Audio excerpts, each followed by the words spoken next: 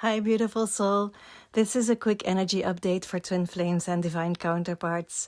What I'm picking up in the collective field right now is that the feminine energy longs to fully be herself and to meet her masculine, but the masculine is trying to keep her safe, and paradoxically, that's why they don't meet. That's what I'll go into in this video. The energy of the past few days has been very intense. Have you felt that? It feels like the universe is saying, whatever you're still running away from, you need to face this now. You may have felt fatigue and emotional tenderness, especially at the beginning of the week, or sadness about the way that things have turned out for your life, for your connection. And this is not sadness from resistance anymore, because we all know, and I truly feel this in the collective, that the divine feminine is invited to follow her own path, to stand in her truth, no matter what the masculine is doing in 3D. And a lot of you are choosing yourselves. You are devoting yourselves to your soul's mission and your creation.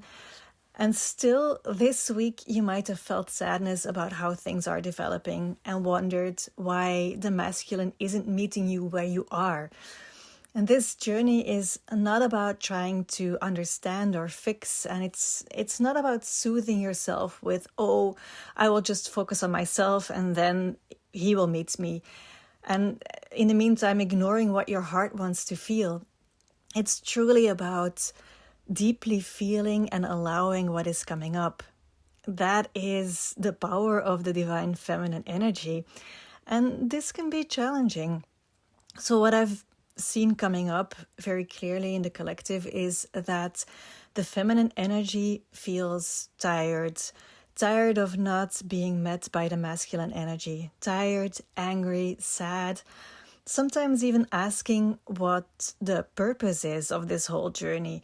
What is the point of stepping into my truth? What is the point of showing up in my life when I'm not being fully met?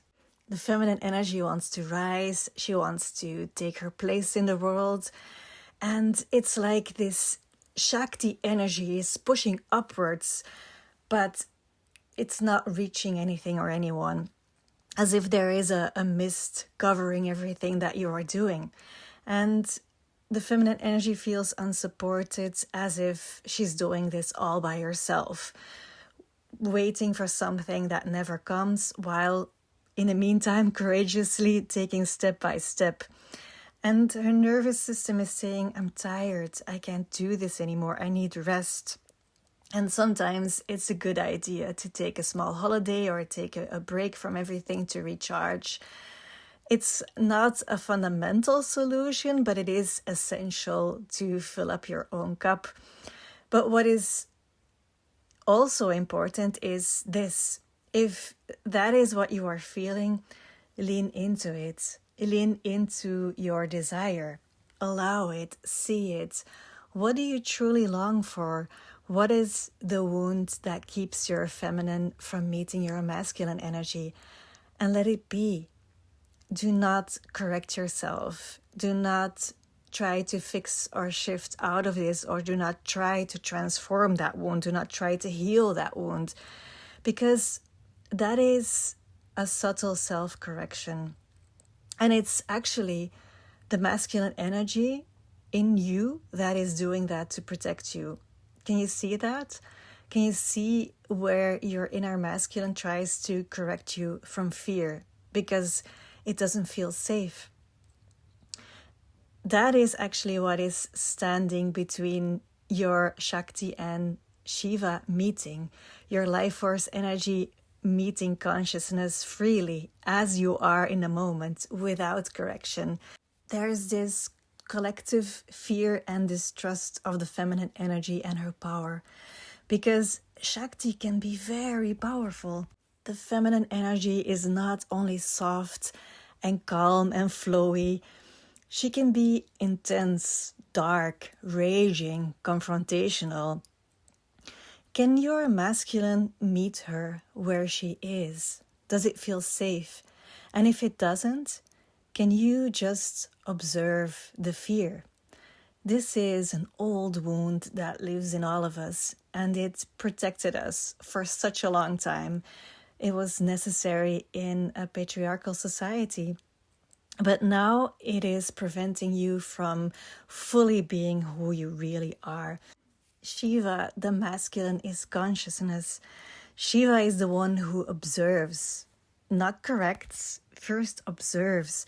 And that is the meeting that Shakti is longing for, that permission to just be who she is in all of her power. Shakti may feel safe to flow and create and to rise from the root chakra, through all the chakras, through the central channel. But there is this gate between the throat chakra and the third eye that is monitoring. And if it doesn't feel fully safe, this gate remains closed. And as long as that gate stays closed, Shakti and Shiva cannot truly meet.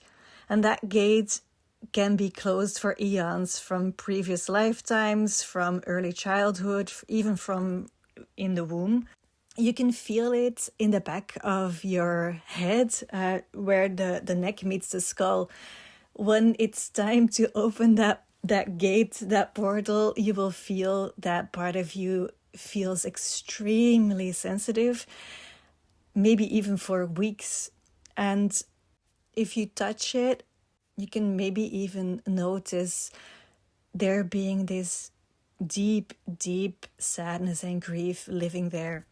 It's that deep sadness of the feminine not being able to be fully herself. And that gate needs to open before Shakti and Shiva can fully meet in unity consciousness. Unity consciousness creates a feeling of wholeness, and from there they can both descend into the body. And that integration is the journey of embodiment, because you can only embody your truth when you are willing to fully see your own truth. And that is what we have been asked to see over the past couple of days. Wherever there is still a division between what you experience on the inside and what is happening on the outside, or a need to prove or a need to change reality, there is a correction happening. And that means that you're not fully embodying your truth yet. We can only fully unite Shakti and Shiva, the masculine and the feminine, when we allow polarity to exist without needing correction.